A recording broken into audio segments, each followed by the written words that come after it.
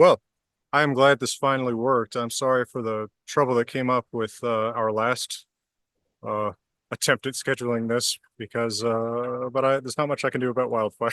So, Yeah, that's true. That's the best reason you can have to postpone a meeting to be evacuated from your home. yeah, I'm not likely to get that level of quality excuse again. Uh, after that, everything is kind of weak.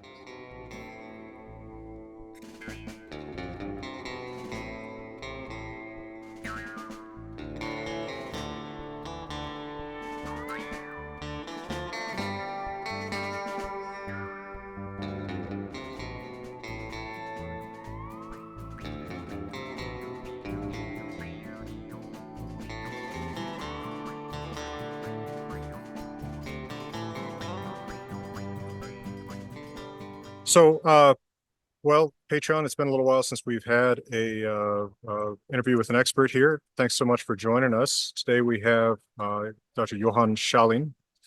Where are you exactly right now? I am halfway between Helsinki and the Russian border, Okay. midpoint on the south coast of Finland, Okay. southeast of Finland. Yeah. And this is basically the easternmost 20 miles or so where Swedish is spoken in Finland. Oh, okay. Interesting. East of Helsinki, yeah. Sure. The different coastal enclaves of Finland where Swedish is historically spoken. Right.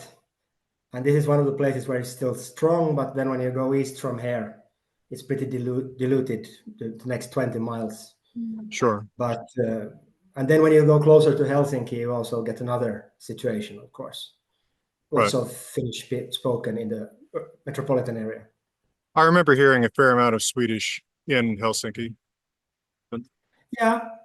I'm born in Helsinki, so. Okay. uh, Well, it's your show. yeah. So yeah, you usually ask something about who I am. Maybe I should say just 2 minutes about that, right? Or 1 minute. So I had my PhD in 2018, quite late in life. I had many years after my university studies that I did only other things, and then I started publishing in peer-reviewed articles, and then in 2011 I got the right to a PhD. And my initial plan was actually to do exactly what I'm going to tell you today. This was the intention of the PhD to dive deeper into this, and there's some of it in my PhD as well. One article and some analytic stuff on it. But during my PhD, I got caught up in Scandinavian historical phonology because I realized that there's really not much good description from, let's say, AD 400-500 to 700-800. It's a very difficult period to describe, and I wanted to have that knowledge to see if there were Finnic loanwords from that time. And so I'm done more recently about hardcore historical phonology, but this is still one of my pet subjects. I've continued publishing also etymologies on Germanic in Finnic. Mm-hmm. So I suppose I should start sharing here, but yeah, you asked me where I am, so the first slide is about it. Let's see, slideshow from beginning. Yeah. So this is the highest hill in our parish. You need to looking east towards the share Siberian taiga. I don't Can you see the PowerPoint? No, so down at the bottom there should be a Yeah, of share course. button. Better try here. There we go. Share screen, right?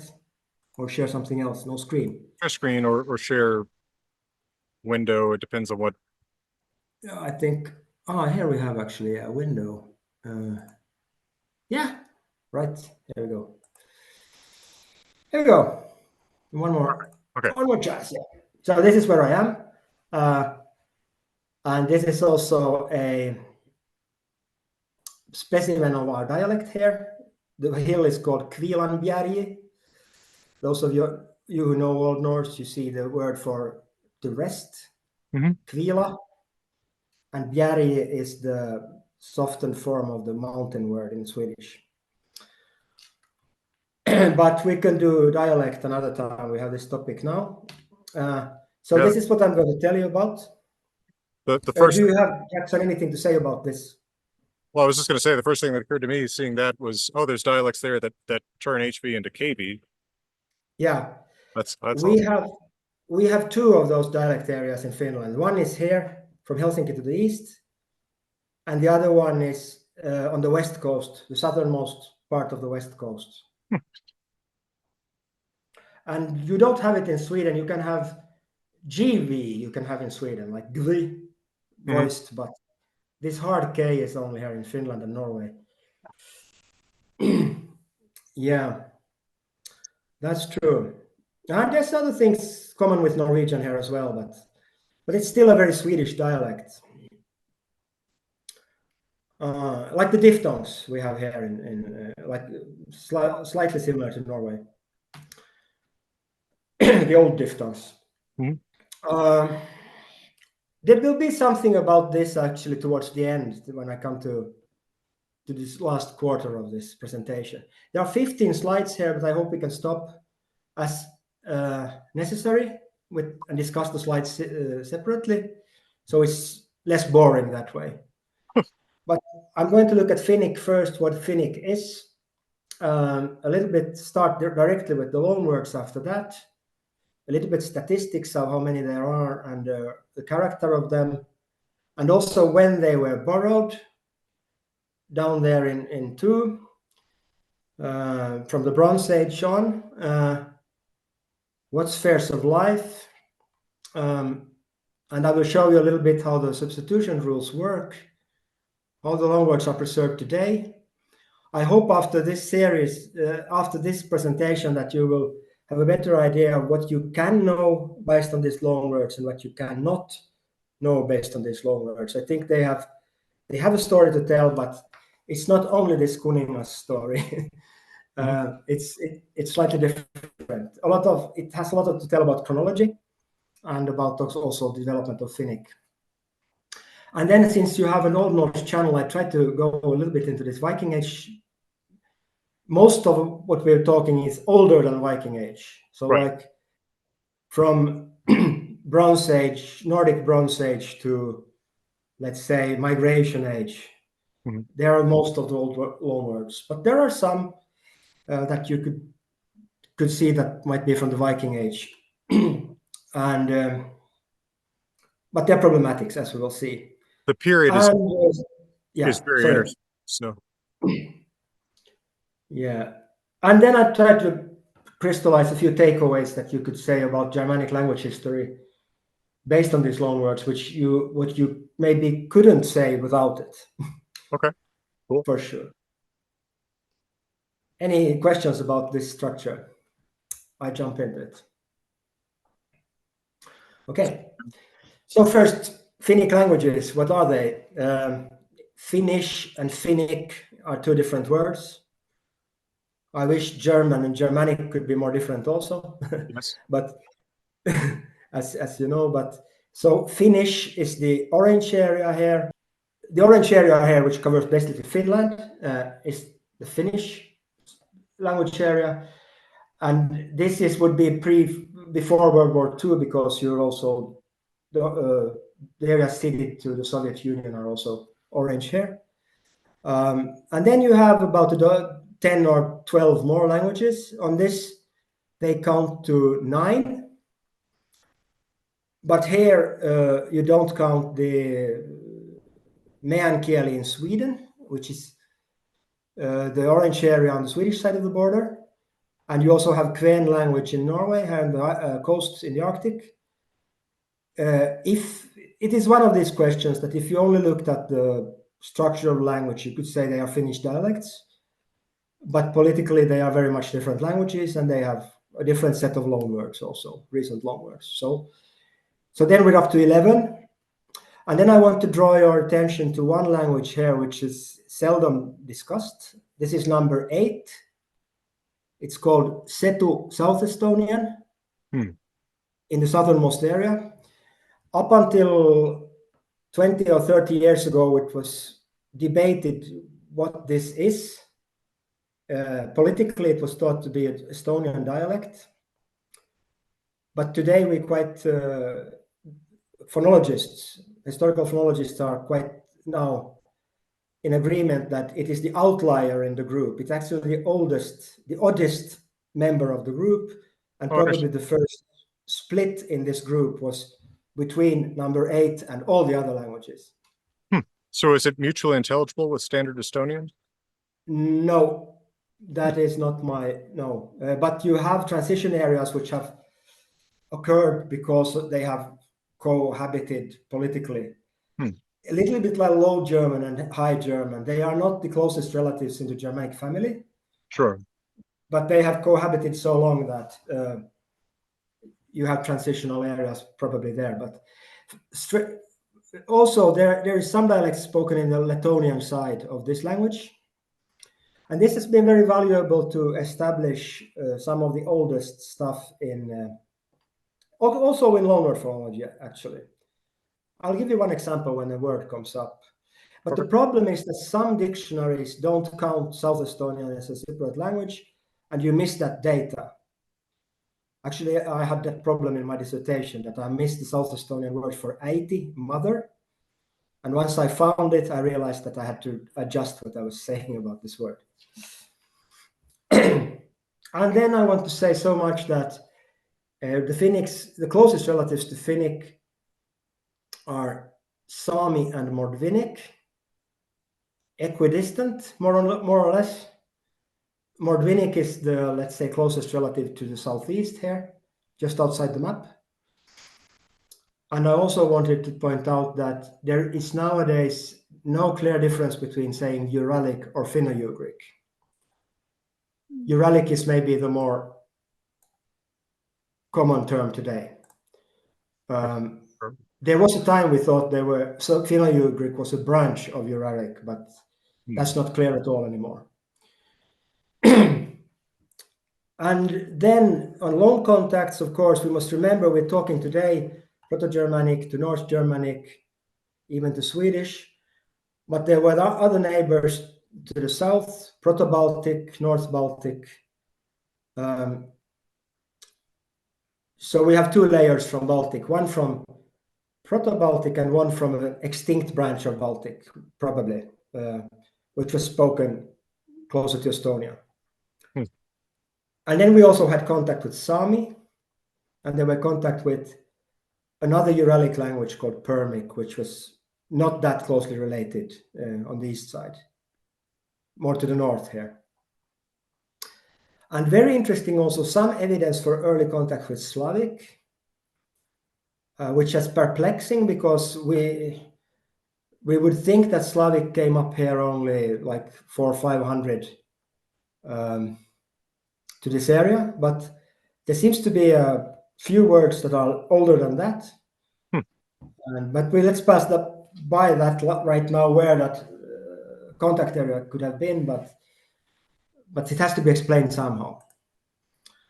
But there are not many. That is not a big deal.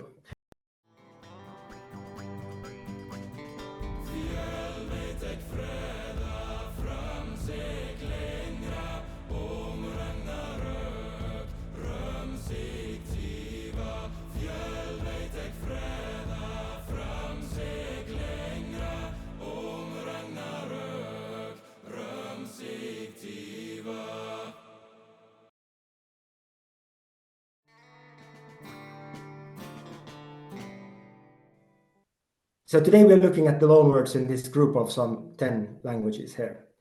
And many of them are attested in all of them, or many of them, but it varies. Okay, I go to the next one. So I've listed what I think are the 5 most quoted loanwords in Finnic that most of you would have heard. That would be Joulu for Christmas, and that would be Äiti for mother,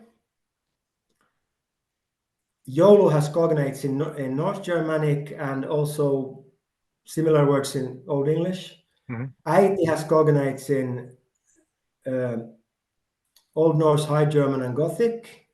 The Gothic word looks very strangely similar, but it's not the most probable source.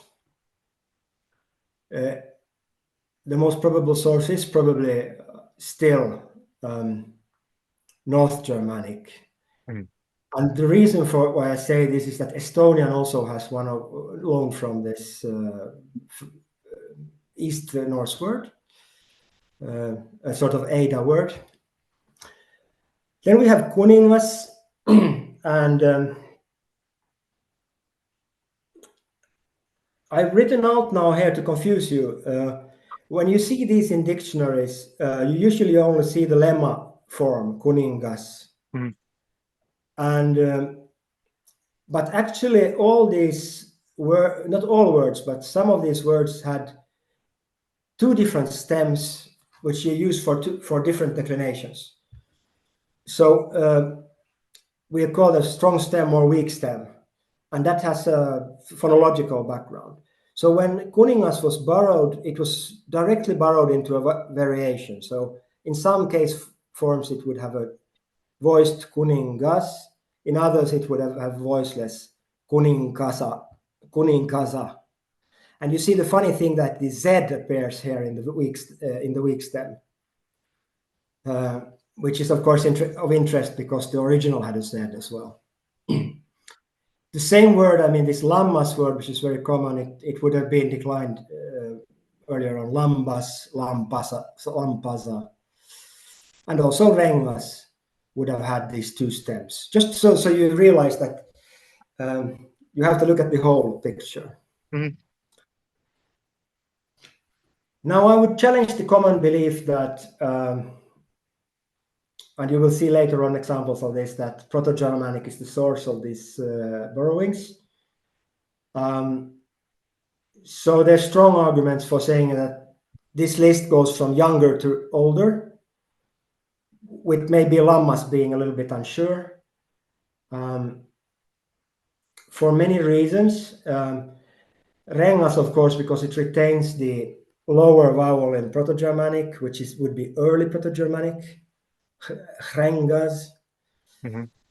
So it's old, of course. But if we take kuningas, for example, which is frequently said to be Proto-Germanic, I would argue that Finnic wouldn't borrow this suffix material like this at that time depth. We see many examples where Finnic cuts suffixes away in the oldest borrowings, and there is no Finnic suffix ingas. So probably if we can bring it a bit, and it doesn't occur in Gothic either, so we could bring it somewhere, the common ancestor of maybe West Germanic and North Germanic. That makes sense. Yeah, it had never occurred to me that word doesn't occur in the Gothic Bible, does it? I don't think so. No, I tried to check it up. Also, it shouldn't do it now. Although it's a difficult criterion because Gothic has, for instance, the catilas word, which must be young because it's vulgar Latin. It also has a kaupon word, which is also vulgar Latin. So, as a criterion, many of these criteria are a bit wishy-washy. They're indicative. Right. You see also this Ada thing here is quite interesting because we have the Edda, the name of the Edda, which is probably could be from the same root, as you have pointed out in your and there's also a runic attestation of this one in East Norse. So it was surely there. Sorry, one more thing about äiti. It has this diphthong in Finnish at the end, äitei. And this occurs both in South Estonian and in Finnish dialect. And this cannot be old. I mean, it cannot be terribly old. We get into trouble if it's more than 2,000 years old. Because it would have contracted if it's older. Sure, and of course the Gothic spelling is distracting because that's just how they write the E vowel. So Yeah, yeah, that's true. But interesting. still, it's tempting to say that it's from the the same stem type as Gothic, because Old High German has that stem type, and you don't have any. Yeah, but this is nitty gritty. We try to stick to the big picture. Right. um, so here with statistics, you get the point. Um, this is statistics taken out of a etymological dictionaries in 3 volumes, which I will give a reference to later. And just to get the idea, we're talking about something between 600 to 1,000 words, older than the Viking Age, or word stems rather. This could be compared to that Finnish has maybe 120 word stems common with Hungarian, Hmm. and of with good Uralic inherited etymologies, maybe 400 or 500 Hmm. that can be triangulated to at least 2 other Uralic languages. So we're talking roughly double the amount of words than we have inherited come from Germanic. Right. Um, Also to compare, the Proto-Baltic stuff is in the region of 300, 200 to 300 words. But if you go to it's a bit like the discussion about English and the Normans and everything, that if you stick to the high frequent words, you don't get that many of these long words. So I went through a frequency word list and counted 270, and I got these 7 words in the first 170. And even not all of these are not even 100% sure. Hmm. The first one is obvious. Ja means and it's number 3 or 2 or 3 in the frequency word list. This is because Uralic didn't use this sentence structure. There was no word for and, because Hmm. we didn't. Uralic has another way of building 2 clauses together to a bit longer sentence than this. So probably this is the reason. Then we have a word like aika, which has a problematic phonological substitution, but is probably, there are 2 or 3 examples of a W being substituted with a K, so probably it's correct. Hmm. It means time. Then we have this word asia, the normal word for a thing or a matter to be discussed, and it has a pretty good Germanic etymology, but the Proto-Germanic form itself is contested. I mean, this Uzandja is not the only form you see in etymological dictionaries.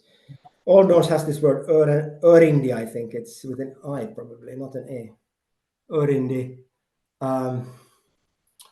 Swedish has ärende, English has errand, but even they don't add up with each other. So, and this etymology would mean that the us is cut off, Hmm. and anja is then borrowed as ansia, and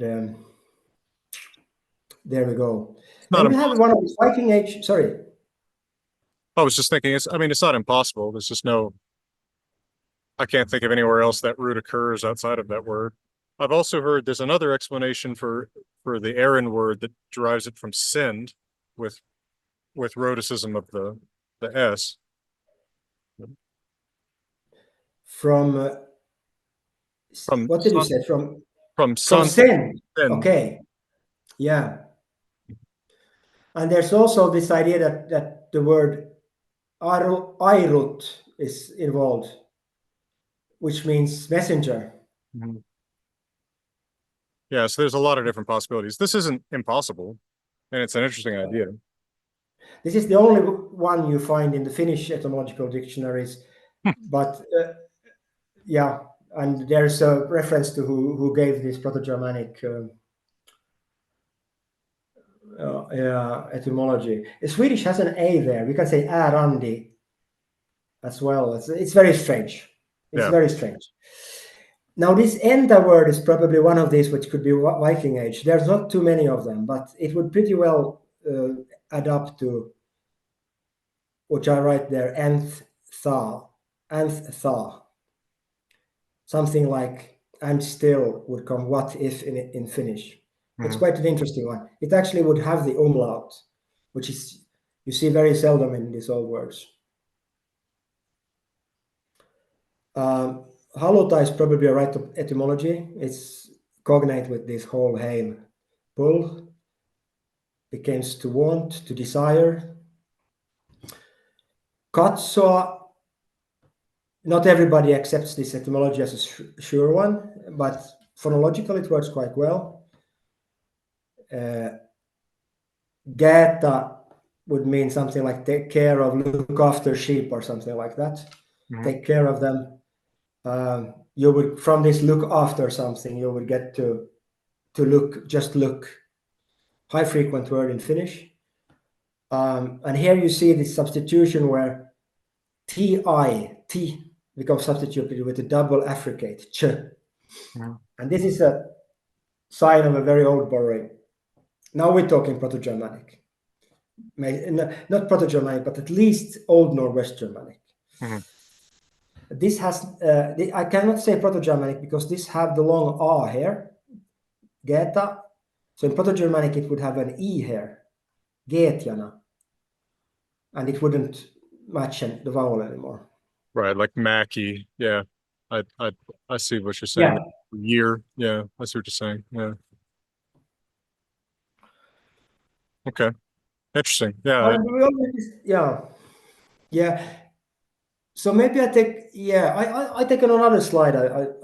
I pick up on this subject with the Mackie and the E and the A. The Aite thing we discussed quite extensively already. I just want to point out that I here have this runic attestation. I don't think it's completely uncontested. It's from Sörmland in Sweden.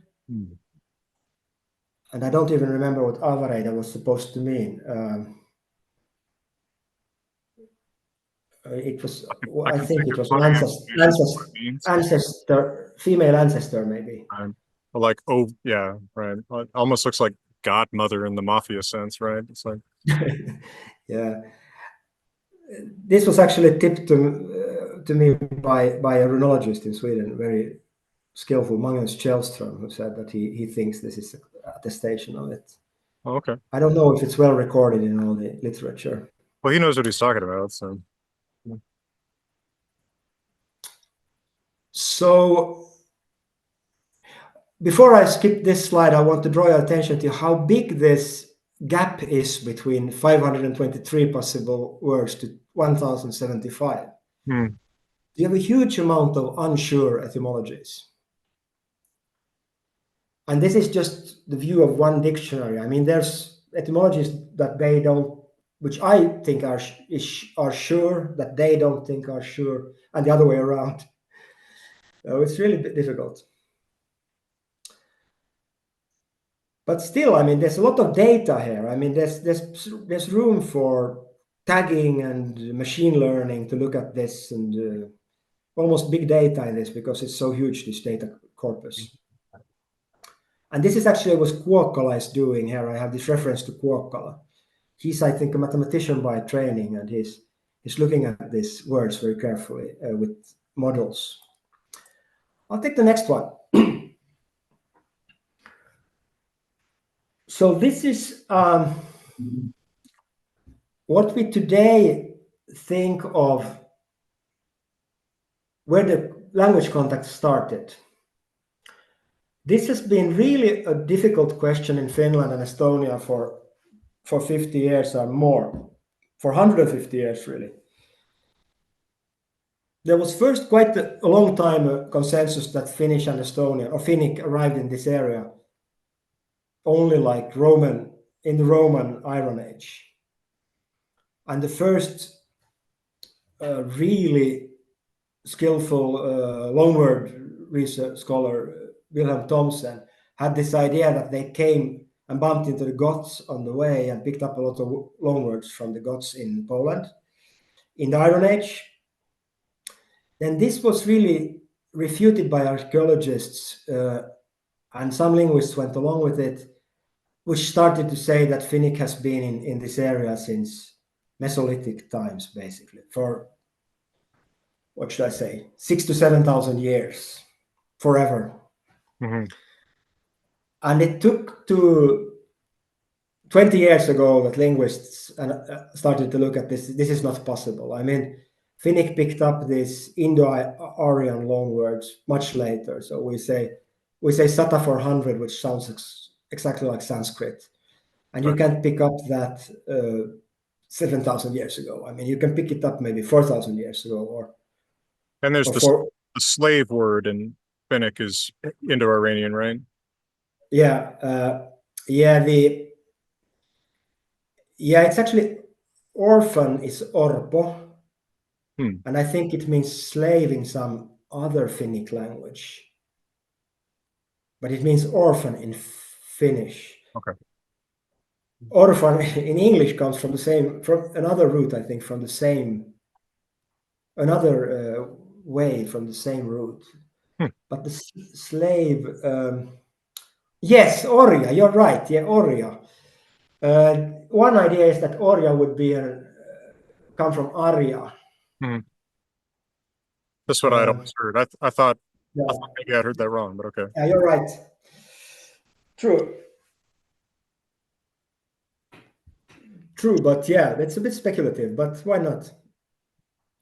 Now, the idea now is that copper was found in the Ural Mountains in the Bronze Age, and there was an expansion, east-west expansion, like for less than 4,000 years ago. And there's this Walter Lang, which I had quoted, an Estonian archaeologist who think he could match this data, so that the Sami would have come in the beginning of the Bronze Age through the northwestern passage here into Finland, and the Finnics would have come on a southern route here into southern Estonia and Latvia. And that's why the oldest split in the families between South Estonian and the others, because the migration, it started to spread upwards. Hmm. And the language has had the longest time to diversify down here. Also Livonian, which was west from South Estonia and was split off very early. And this here, Walter Lang claims, was Proto-Germanic, or rather pre-Germanic populations. On the northern coast of Estonia, on Hiiumaa and Saaremaa, or to your maybe Old Norse friends, better known as Dageide and Eisysla, and then down here in Kurland. And they also was a very strong Bronze Age, Nordic, Scandinavian Bronze Age culture on the Finnish coast. So he claims that actually the first contact was between resident Germanics and immigrating Finns, Hmm. Finnics. If somebody would have said this 100 years ago, they would have ended up in a big fight here in Finland, because we were hotly political stuff of whether Swedish or Finnish was spoken first in Finland. Mm-hmm. And anybody who tried to say something like this would have got hanged from a tree, I suppose. Actually, there was one who said this. His name was Karsten, and he was really badly treated by the scholarly community. But the other flip side of this coin is that we Swedish speakers in Finland are not descendants of this population. The Well, Finnish speakers are. right. So it doesn't really, it's not that hot stuff. The Swedish speakers have come again later in another wave, much later. Any questions about this model? There is an article from 2022 on this breakup of the Uralic, Proto-Uralic language, which would have occurred just at the beginning of this, like exactly 4,000 years ago. I don't have it in the references here, but I can find it for you if you're interested. Right. But it's off topic in a way. Well, there's a lot of ways Okay. you can branch with this topic. Yeah, it's so many things that are not strictly off topic, but which are tangential to it. So the stratification thing. So what I want you to remember is that Germanic changed quite a lot before it became Proto-Germanic. We have Grimm's law, we have accent shifts, we have some vowel shifts as well. Unfortunately, only the vowel shifts are visible in Finnic. It's very difficult to see Grimm's law in the material because Finnic sort of obscures the issue. Mm-hmm. The accent shifts you cannot see, so it's the vowel shifts. But what happens then when Proto-Germanic comes into being is that the change is very slow on the Germanic side. From, let's say, what I believe would be 500 BC to really up here to 450 CE. Not much happens here, a little bit. So the E goes to A, like we discussed with the Gatian word. Mm-hmm. And that's basically it. But during this time, it's quite inverse here. Finnic changed very little up until Middle Proto-Finnic. So this early Proto-Finnic here, it already like 1,000 years apart from the Sami, but they could still almost have spoken to each other at this point. Okay. Probably, at least phonologically. So there are words that we do not know if they were borrowed very, very early into Sami and Finnic, or if they were borrowed between Sami and Finnic in the end of the Bronze Age or beginning of the Iron Age. But then Proto-Finnic starts to change very rapidly. And from here you can see in the loanwords that whether they are taken from in the early Middle Proto-Finnic period or the late Proto-Finnic period, or early middle, late middle, or properly late. So Finnic is very important for dating loanwords before and after the year 0.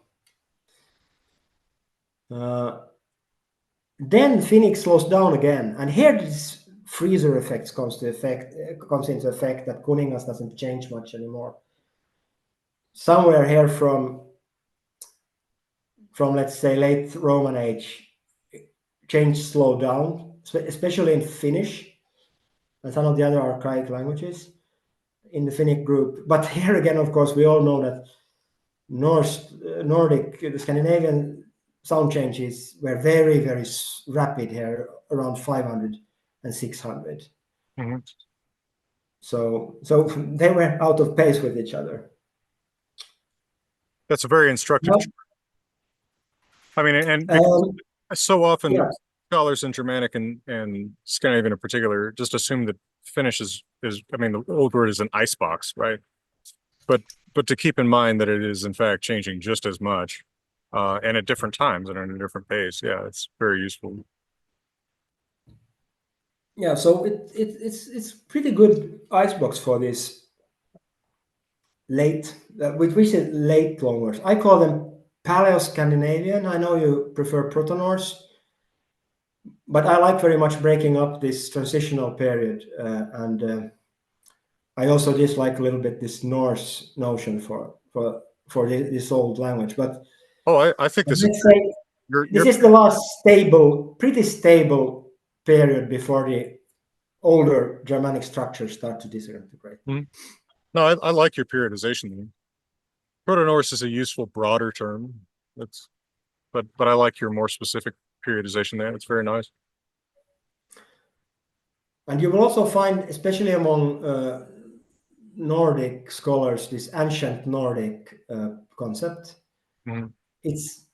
It basically covers the same time as you in your YouTube channel call Proto-Norse from, but they prefer it on terminological grounds. And they can talk about early ancient Nordic, which is the stable period up until what I call Paleo-Scandinavian, and then the late ancient Nordic, which is the changing language. Yeah. Okay. So and I have here the shadings here on the time scale is where I believe most of the loanwords came in. I believe quite a lot of them are pretty young. But this is not always that easy to determine. I will come to this soon. Maybe I should advance a little bit. Yeah, there was something I wanted to say on the Gothic loanwords. I'll show you the map again. So you Jackson mentioned the word miekka, which is in Old Norse, it's makir, right? Right. The sword. And the fact that it has a high e in Finnish, miekka, meekka, mökka, it cannot really be from Old Norse because Old Norse had a much lower vowel. It would not have ended up probably with an e.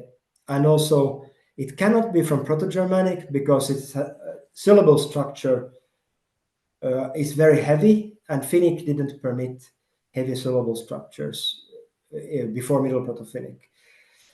So it's probably a word that has to be Gothic. So what we believe maybe today is that might be some single Gothic loanwords which has traveled with trade or seafarers.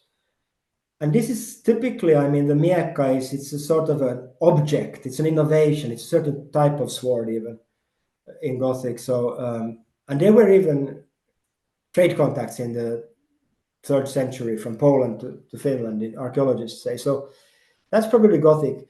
There's probably not that many of them. Most of these words with the long E are Proto-Germanic or before this shift from E to A in Northwest Germanic. But there might be others, and there's a discussion now in the research community that how can we be sure that there aren't a few more Gothic words? But geographically, it's not very likely that there are many of them. But maybe here in the Baltic region with Estonian. Okay, here I have too much probably information in one slide. But instead of reading all of these words, maybe you can take a big picture on this. So I presented 4 spheres of life where you typically find Germanic loanwords. And they are animal husbandry, family and body parts, society and administration, and then travel transportation. And we can see a little bit of a trend, which ones are older and which ones are. Certainly these animal husbandry words, many of them has signs of old words. With old, I mean even Proto-Germanic or close to Proto-Germanic, like Northwest Germanic, at least. You can see, for instance, in Saura, a hail pole, that S substitutes st in Germanic. This would be also, the word also exists in Old Norse. Stöur, something like stöur. And we say here, we say stöur here as well in my dialect.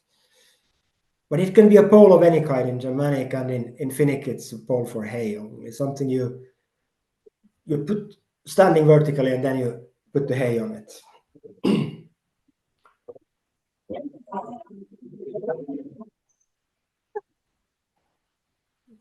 Was it a question or shall I go on?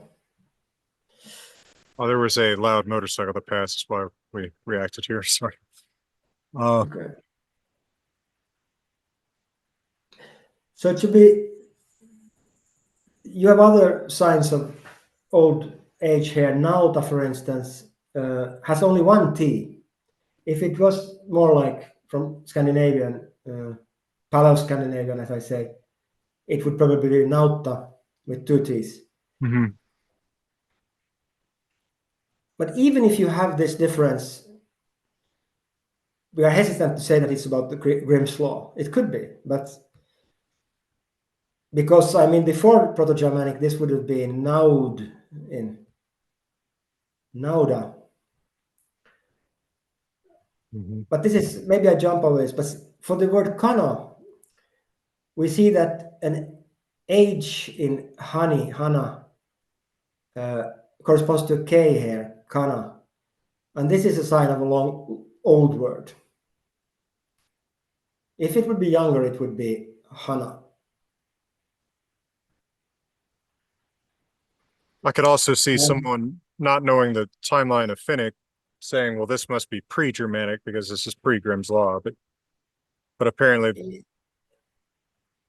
Yeah, but yeah, I mean, the problem with this, mainstream scholars say it's because Finnic had no age at this time.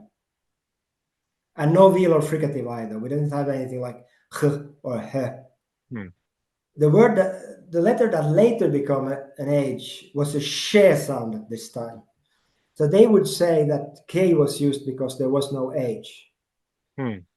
But yeah, it's true that old researchers 100 years ago tried to bring in Grimm's law into this. But on a note of caution, it has been ousted again. But maybe the discussion isn't over yet. You see this H here in Vihko. I don't know this English word, the sheaf. I looked it up, but it's something you put some kind of, you can put some seed together in a like a bouquet of flowers, sort of knit together hay or wheat or. Yeah, sheaf is the word that comes to mind, but. Yeah, sheaf says it says on the slide. So Vihko would correspond to Old Norse visk with an S. And there the belief is that S has been substituted with the she sound, vishko, I see. and then become an H later. And there's lots of examples of this. And then the sneet there doesn't tell us much, except that, of course, you have to skip the clusters in the beginning of the word because there's no clusters in Finnish in the beginning of the words. And also this family and body parts thing is they are both old and loan words here. The old ones would be otsa, forehead. It's very different from antia, which means forehead in Germanic. But it's quite straightforward if you pick the nasalization on the A, it makes it an O, and you presuppose that it used to be oncha, the N disappears, everything goes fine with sound laws. You just have to assume that th was substituted with ch because there were no clusters in Finnic th at the time. So this would be very old. The same we see again with kupe, kuve, kupet, kupe.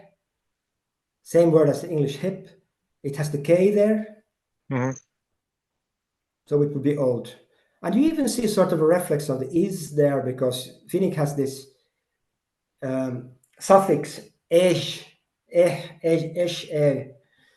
that it keeps putting on some words which has an is in Germanic. Something like a bit similar. That was what I said, that in old words you don't just bring in the whatever you hear or see, but you have to use a suffix that exists in the language. Later on, for when the word kaunis came in for beautiful, which was skaunis in Germanic, the is was okay already. But we also have a young word here, hartia, for shoulder. It doesn't show this. You see in Otsa, you see that there was no cluster for te, so you took this oncha. But here, this is young one, hartia. We will see it on another slide. Maybe I don't go over them all, but just see that in society, Kansa is a very old word. It's cognate with the Hansa League of the Germans. It could mean something like company. Very old because of the sounds in it. But hallita, to govern, very young one. It has a H correspondence. Mhm. So hallita is young, vartija, guard, is very young. Certainly before umlaut and before things like that, and kauppa, certainly it's a vulgar Latin word, so I mean not before 300 Mhm. or 200, say. But it exists in Gothic. Here in Ratsas, the horse thing, you again see these clusters are substituted with affricates, and also this word for sail ship, pursi, gets not an affricate, but well, there was at one point an affricate, but it gets an S there because of the E. Understood. And then, yeah, you will see also little by little that not all words are from the freezer. They are not Kuningas words. Like laiva is a perfect example. You would never guess it comes from flay. And this was discovered only like 40 years ago, because up until 1970s, this research was very like sound per sound. So you say this sound corresponds to this sound. Mhm. But when Jorma Koivulehto started to research this, he started to look at phonotactic structures and said that this cluster wasn't possible, this cluster wasn't possible. And so he looked at groups of sounds. And he realized that there are no W clusters in Finnic. Even today, there are no. I mean, you couldn't say lauja. Completely impossible. So the strategy was to make this switch of the sounds from lauja to laiva. And this is a great example of how you do etymology, because laiva exists also in Baltic languages. Mhm. So there was a debate that has Finnic borrowed it from Baltic or Baltic from Finnic. And as long as nobody had a good etymology for the Finnic word and nobody had a good etymology for the Baltic word, it was like the argument was just as good one way or the other.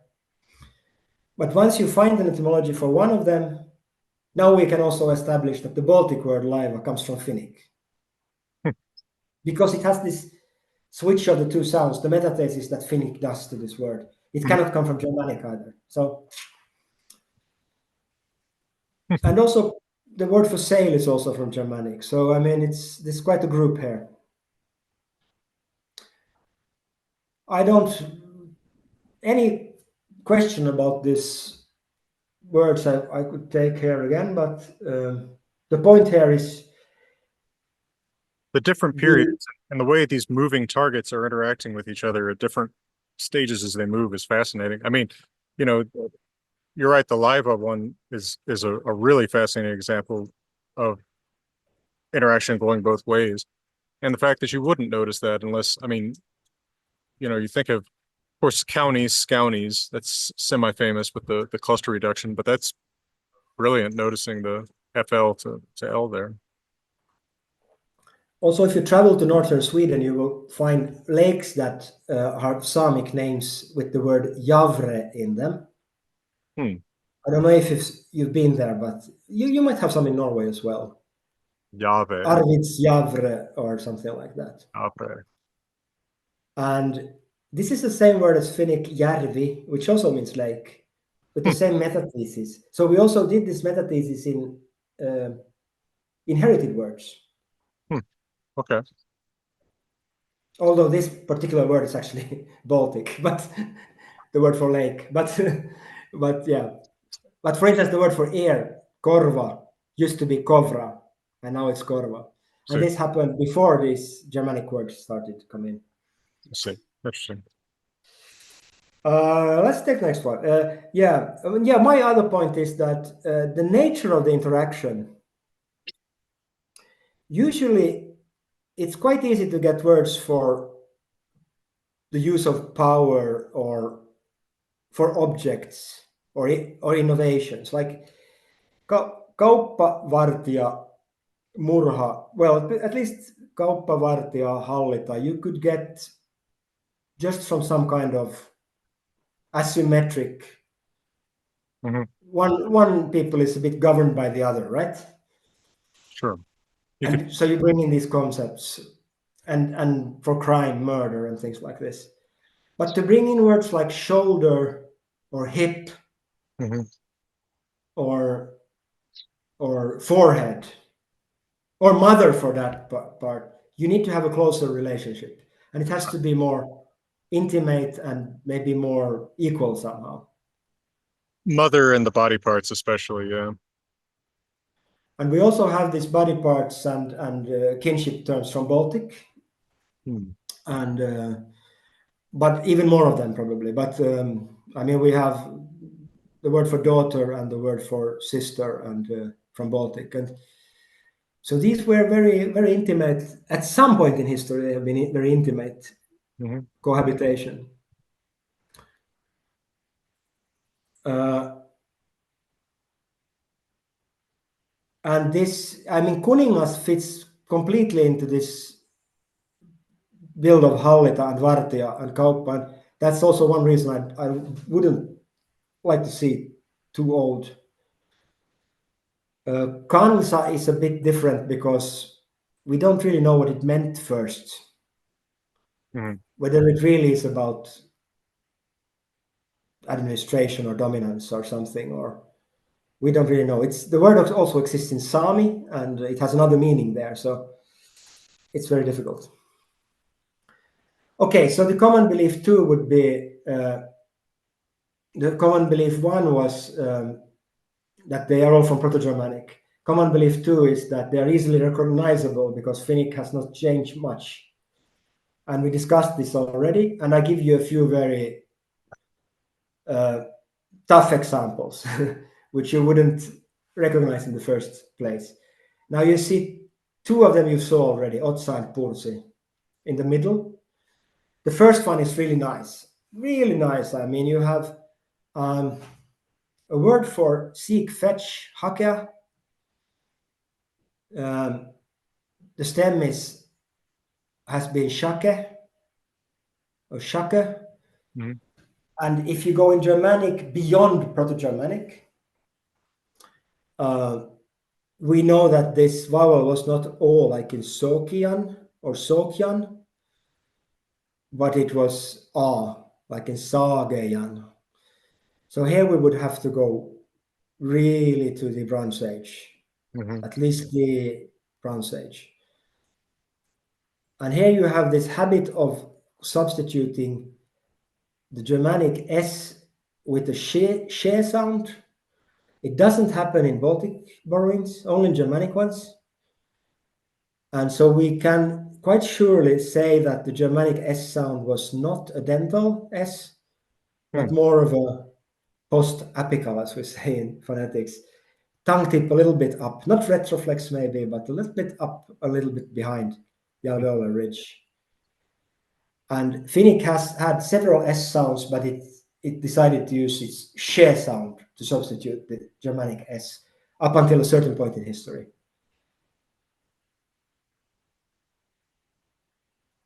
Germanic did not have a she sound at that point in time, as I think neither Danish or Icelandic still don't have them, Right. right? No. Well, Icelandic has the S is further back than an English S, but it's not a Yeah, shot. yeah, but it's the etymological S as well, so it's I believe that's just right. strengthens the point, right? Mhm.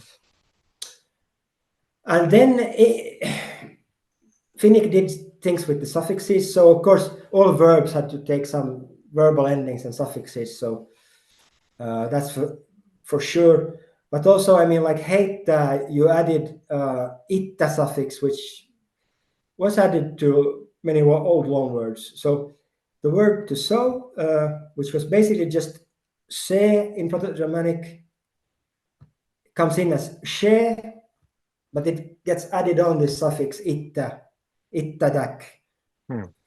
and you get heitä. And you get other words from this root as well, like the word for sand, and the word for a little bit. Hmm. And they are also unrecognizable. And then an example again of a K borrowing from help to help, helpana, helpana, jalpa. You get this kelbatak, which is today means to avail, kelvata, kelpaan. There again, two different stems, kelvata, kelpaan. And this has been borrowed again as helppo in a younger borrowing. This is the young old one. Then there's a nice one here. You will see it in the next slide better. This is just 15 years old or something, this etymology. It's not accepted by everybody, but it's extremely plausible phonologically as well, at least. And you see another principle of doing etymology in Finnic is that when you see some clusters or some structures in the phonotactics that wasn't there in Uralic, you know it must have come from somewhere else. Now there's 2 points in this slide where we could say that, at least, probably more. Look at Kelbadak. I have 2 dots on the E. Can you see that? Yeah, I do. That means it's a back A. It's like Kelbadak. Okay. Because Finnish has vowel harmony, and you must choose when you take a word which has A and A in the loan original. You must either change the A to A and say Kelbadak, or you must change the A to Ö and say Kelbadak. Because the whole word has to be either back vowels or front vowels. Mm-hmm. And there are no Uralic words, practically no Uralic words with the back A. So these crept in from the Baltic and Germanic loanwords, who had a lot of A in their stem finally. There were these A's were in Uralic or pre-Finnic in second syllables, like up you see here in shake, first line, shake. That would be inherited because the A had to be manipulated to the back vowel A. So Finnic took this back vowel from the unstressed syllables, and in order to cope with the loan word, they put it in the stressed syllable where it didn't belong and started to use it there. So if you see a word with the back vowel in the first syllable, an A structure, it isn't Uralic, basically. You can know it. Okay. In sauna, you know also the same. If you look at all the Finnic languages, you will find 2 places which excludes that sauna came from savna with a V.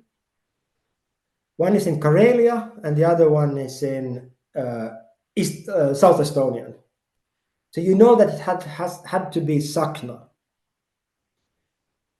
And sakna isn't the Uralic structure, so it must be borrowed from somewhere. And Petri Kallio, who also happened to be my supervisor in my dissertation, has published this idea that everything works fine. If you think that the word for stack, which actually is a borrowing in English from Old Norse, stakkr, if we think that it has gone through this change from stagna to stuck, which is a law that has a name, I think it's called Kluge's law, if I remember correctly, it would add up very well with this. The ST to S, we saw it already with the Hapol word, the staura. In old borrowings, ST goes to S in Finnic. Okay, so we see here. Here we have the sauna word again in the middle. So it comes in at the very early stage, before it on the Germanic side gets the geminate there. And in Finnic, this K gets vocalized and it becomes sauna. So it would have meant the pile of stones that you had in the middle of the sauna originally. And this is maybe the question mark. Those who haven't accepted this etymology don't think that you can get the word for sauna. But I mean, even today, this is how we can heat the sauna in the outdoors. When I was a Boy Scout, we put a tent and we put stones in a pile, and then we took a gas burner and just heat up the stones without any open fire at all. And the hot stones gives you the sauna. And then it has been borrowed again twice. First as a hay load that you can carry on your back. The amount of hay that you can take from your pole and carry on your back. And this today in modern Finnish means burden or load. And then it was borrowed a third time from Swedish dialect, where stack can mean fireplace. So also takka is from Swedish, also from this word. Now we go to the left. I think this is one that could interest your audience. We have the word which ends up in Old Norse as geir. I think it's a very common word in the sagas. Means a kind of spear. It has been borrowed twice. It has this ZR rule. So while there was still two Z's in it, gaisas, it would have been substituted like kaijas in Finnic. And it ends up in Finnish is keihäs. And this again, just to reinforce the point, Middle Proto-Finnic was very innovative. There was a rule where many words which were back vowel words with I-a changes into front vowel words ei-a. Some inherited words, many Baltic loanwords, a whole heap of them. Now in this particular word, we don't have any evidence for this kaihas here.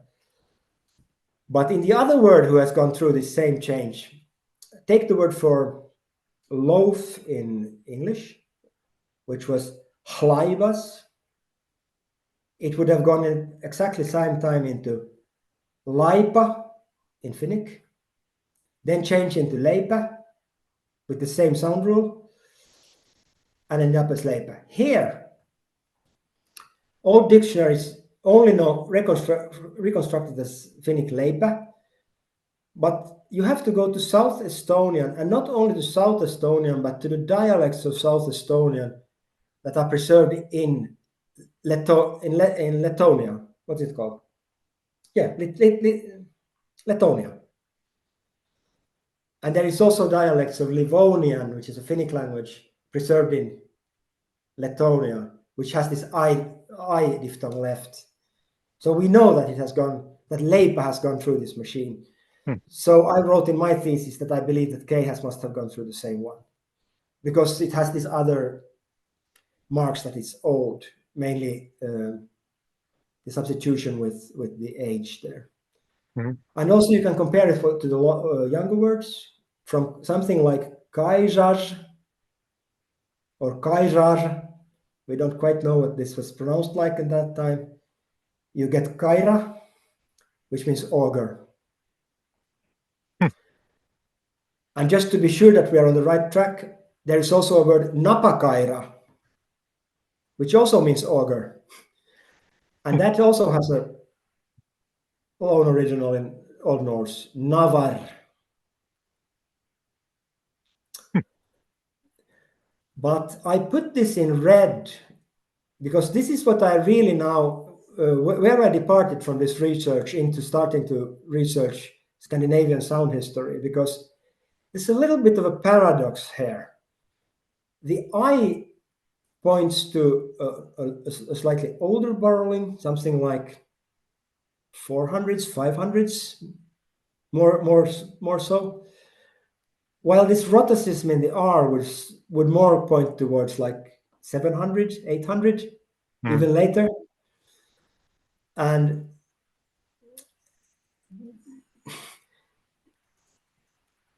this is what I could do more on this if we have time, but I discussed at length this in my thesis, what the solution to this is.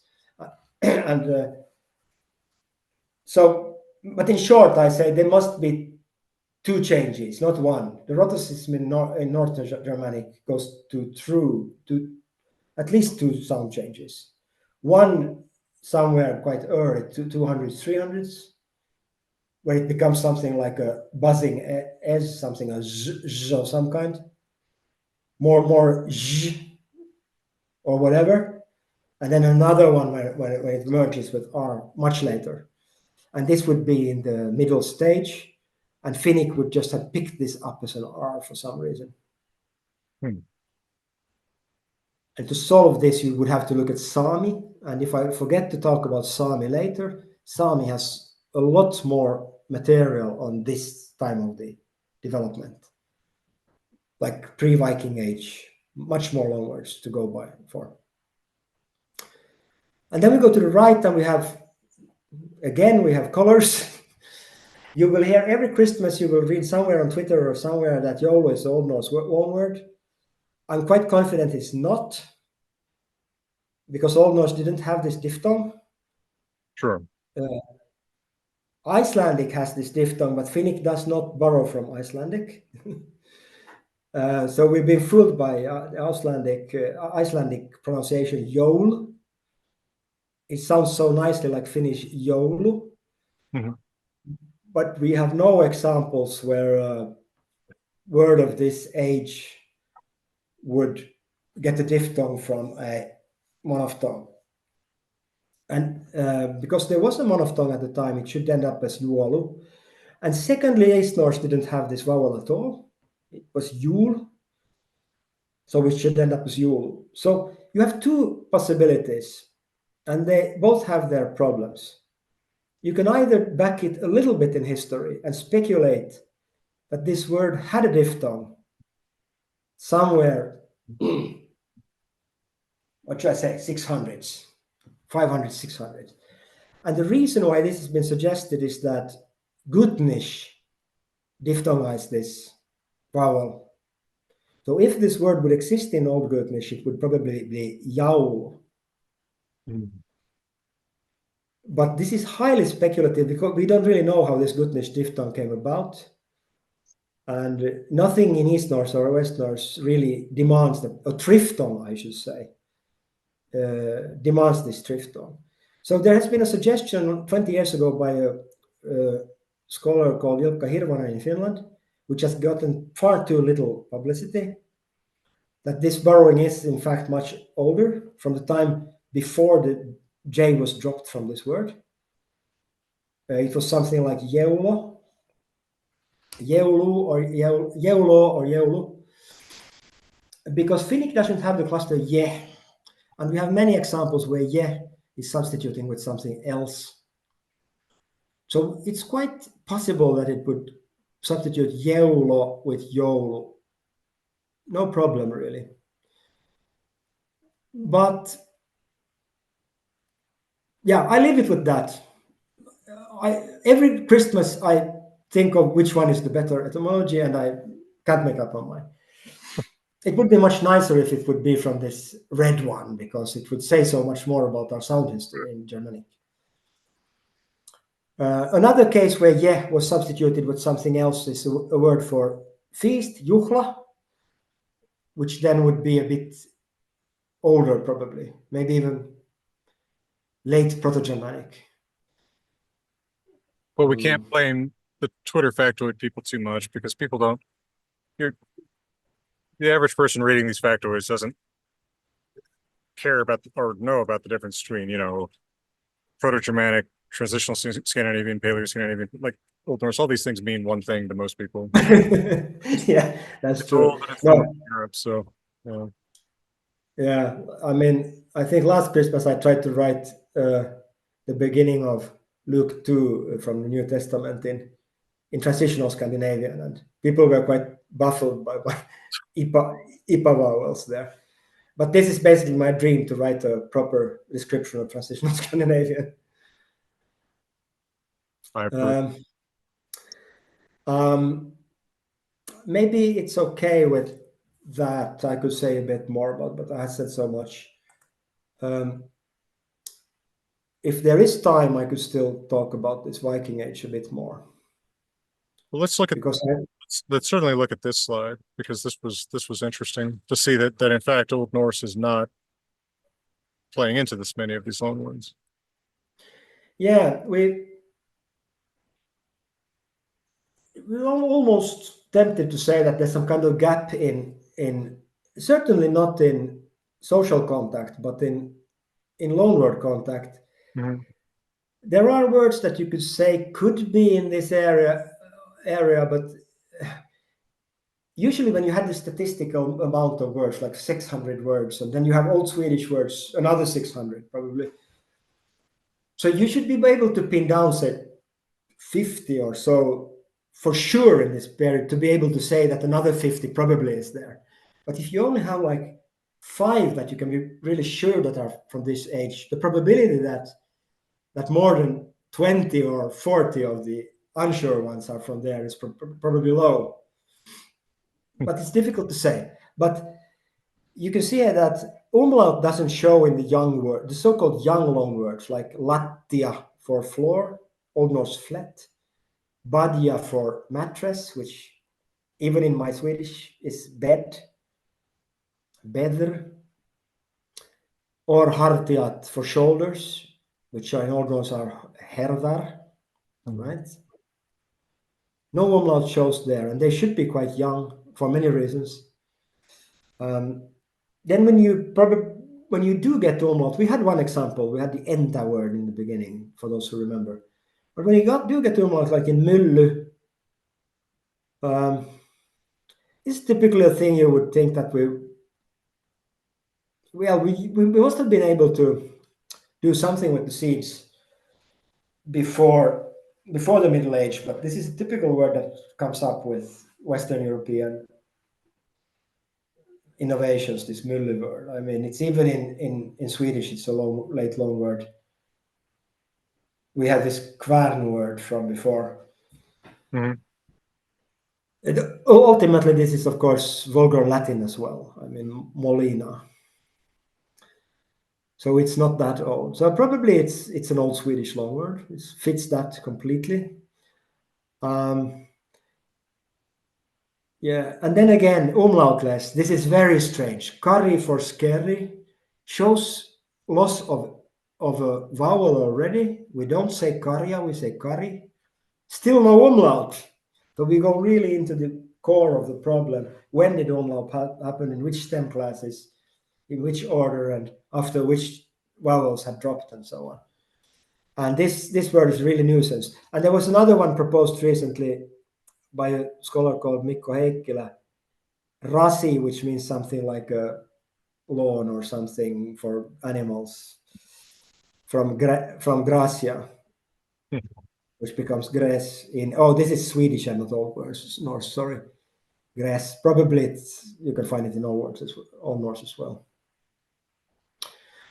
Then you have, I can come up with 3 words that I believe show some kind of incipient labial umlaut only. And they are listed here. That's the Olut word for ale, which is very interesting also for the Old Norse channel. It does seem to have something to do with the Germanic original because it's a T stem, quite rare stem in Finnish. I learned from one of your YouTube presentations that in Estonian it's actually the only word in its declination. Finnish has like, I didn't remember that, but yeah, it was, no, sorry, it was the other one. It was this Danny Bates. Yeah, oh, he from has a, church, that's right. yeah, he has yeah. His guest who talked about Estonian says that Olut is the only one who declines like this. In Finnish has half a dozen maybe. And it's difficult to explain as very old, like the O must come from incipient umlaut. And I have written a lot about the umlaut recently, and I have argued that there is one sort of labial umlaut that is older than the palatal umlaut, and this is a bit idiosyncratic in the research tradition, but I'll try to continue arguing it. We have rohkea, which most probably is the same word as almost roskr. And this I don't know, this louhi, I should probably look at it more carefully. I think this Lager word is poetic in Old Norse. I don't think it's a very common word, but No. I might be wrong. But it's there, and it's an E stem. Yeah. Okay, let's not abide by them. But this is the exhaustive list, which could be from 500 maybe. And surprising that it is so little.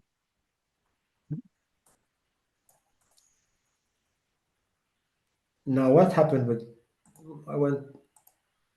Oh, elucidating criteria. Yeah, you could think sometimes that you know how to date these Viking Age words. It's very difficult sometimes. So we have this main trend that in old words you will find like back vowels from the loan originals. Like we have seen many of them already where the stem ends in an A that is. Mm. But we can occasionally get them in loan words as well, in young words as well. So from Old Swedish we have lim, glue, lima. We would expect maybe limi, but we get lima. We have a word meaning hold of a ship, Roma, which most probably isn't that old. We cannot be 100% sure, but it looks like it's also one of these medieval laws. And of course, the word for scales, vaka, needs an explanation because it doesn't have that vowel in Proto-Norse, in Paleo-Germanic. It's a feminine. Yeah, it would have an O vowel. And we know actually that it's a long, should be a quite young word. And then with these diphthongs and vowels, the problem is that the dialects here in Finland are basically have the same vocalism as Viking Age Old Norse. We haven't changed the vowels much. So you cannot date anything on them. I mean, if you have a word like lousa, which means lose in Finnish, lousa, lousi. In my dialect, we say lous with the back O, lous. And this certainly looks like a young loan in Finnish. This is only in some dialects and so on. So, and the same with this lonia, compensate. In my dialect, if this word would exist in my dialect still, it would be lona. Actually, we have monophthongized that later because it's sort of a biblical word. But los is, I mean, I heard los every day here in the village. And again, we have lauantai for Saturday, which has this diphthong. You can argue how old lauantai is, but if you look in the Finno-Swedish dictionary, you see that it could be said louda or louda with a back O, louda. And certainly we have this substitution in this Baylor word. Oskar becomes auskar. Auskari in Finnish. So many of these vocalist things are useless because the Finnish dialects has changed very little from the Viking Age. Not generally, I mean, but in this phonological, in vocalism especially. Now, I'll present to you three words that I really do believe are Viking Age, and three that you could guess could be. And these are all discussed in my dissertation. I really do believe that kaupunki must be Viking Age, first of all, because it's not a true ung derivation in Norse.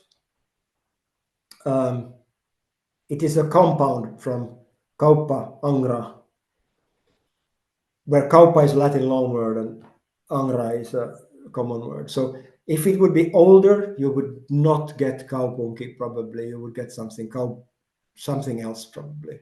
And also, I mean, the vowel has changed there. So in East Norse, we have this U vowel, kaupung. And if it was older, it would be an A, of course, kaupunki. As it is in, I mean, the Norwegian, the Viking Age marketplace was kaupang, of course, with an A vowel. So that must be Viking Age. It cannot be much younger because in English, in Swedish, of course, it's chirping. It's in all Finno-Swedish dialects, we just talk about chirping because we borrowed it from Swedish. It could be Old Gutnish. There is a word kaupung in Old Gutnish. And my supervisor wanted me to write my dissertation on Old Gutnish loanwords, but again, the only arguments for Old Gutnish loanwords that we have are these diphthongs I and au. They are not convincing. And if we would have a lot of Old Gutnish loanwords, I would expect us to see also something else from Old Gutnish, some other markers than au and I. Mm. And these can be explained by Finno-Swedish dialects. So I prefer it this way. This Reittisana is very interesting. It ended up in one of my articles, which is about the Viking Age environment here in Finland. And it must be older than Old Swedish because Old Swedish had already specialized the meaning into something like it taking it away from the sea, and it means something like a path in a village or a part of a field, growing field. In Finnish, it started meaning sea route, and you have to go to West Norse to find those meanings. And of course, it isn't from West Norse, so we have to postulate an older East Norse meaning there. Also, it's a typical word you could borrow from the Vikings. Mm. And distribution, it's also in Estonian, so it's wider distribution than the young words. And then we have this Ruotsi thing. I mean, I don't know. Maybe we should jump it. It's just to say that It's very vexed. to the best of my knowledge, the Russian word is best explained as a borrowing from Finnic. Mm. It works better. The sound substitutions work better if you postulate it from Finnic. But to get it from Finnic, from Viking Age Norse to Finnic, it's not that easy. You either have to get rid of that R in Rothers, which would make it a bit young for the purpose, probably. Mm-hmm. I don't know how early that R could have fell off there. Rothsmen, because it's a Ra stem, this Rother word. But there is also a U stem, and there's an article about this U stem. You could, in principle, think that it comes from Rhodes, from this U stem, without any R. But then also this Finnic, I mean, yeah, it's very difficult, the sound part of it. So this is again one of these words that's taking for granted everywhere, how it went and when it came from. And I'm not at all convinced that it's that easy. Mm-hmm. And then I have three guesses. Yeah, sorry. No, it's just certainly it is very difficult. And I agree that people take for granted this explanation that's actually kind of difficult to make work. I mean, we believe that the late Proto-Finnic word, this would have come in at the very last moment where the Finnic group still nativized words. This is very interesting from history side, that you have at least two Slavic loanwords, risti and pappi. One means cross and one means priest. They cannot really be older than the Viking Age, like 800 when missionary activities started. But they have spread to all Finnic languages as if they were a native word. And this Ruotsi word is similar to that. So it cannot, if it had come much later than the 700s, it would not have spread to South Estonian and Livonian and everywhere. And at that time, it would in early Finnish have been Rothi. Not at all Ruotsi, but Rothi. Mm-hmm. So it creates a lot of trouble for this. So in order to get it to Ruotsi again, something like Ruotsi, you would have to go to the maybe 1000s or 1100s, and it's far too late to get this word in. So the paradox is there. Yeah. So I have three suggestions here, or kind of provocations. I don't. Auri is a guess. Auri could be Viking Age because it has this diphthong. It's actually only of its kind if it's from umlauted ö. There's not many examples. Like we would have something like Old East Norse öri, but it could also be from aur, because like we had auskari, auskari. Finnic does these changes by its own. So if it would have been marrowed first as auri, it could have become auri. Finnic has this front vocalization of words, which it uses like a sort of light derivation method. And it creates a lot of trouble for us. Take, for instance, the word for oil today in Finnish is öljy. It's just taking in young word, olju, and decided that we say öljy instead. And it sometimes happens also to the old Germanic words, like the word for häpeä, which means shame. It has a perfectly good, like Paleo-Germanic original, however, so to say, I think it's a noun actually, häpeä. However, it becomes something like hardy. No, it's a verb, I think. You should know it, Jackson. Hardy. It means not to be ashamed. I think it might be to scorch or something like that. Scorn. But it never had umlaut in it. It ends up with an unumlauted I because it's a short syllable. So Finnish just front vocalized it to make life difficult for us. Then, I don't know, kauppa. We had this lima. A could be young also. I mean, Finnic could have kauppa from later. So my computer overheated. Oh. and it keeps winking in and out. Yeah. Can we perhaps transition to an end point here? And we should come back and we should look at more of these later borrowings too as a separate topic. Yeah. So I will probably put these slides on my pages, these pages. Okay. And tomorrow. Okay. And here are some further readings and things like that you could pick from there. Those of you who want to do it. There was only one slide, I think, completely left out. This one, I think, yeah. Okay. This one, yeah. So I mean, we didn't lose much. The rest was references to.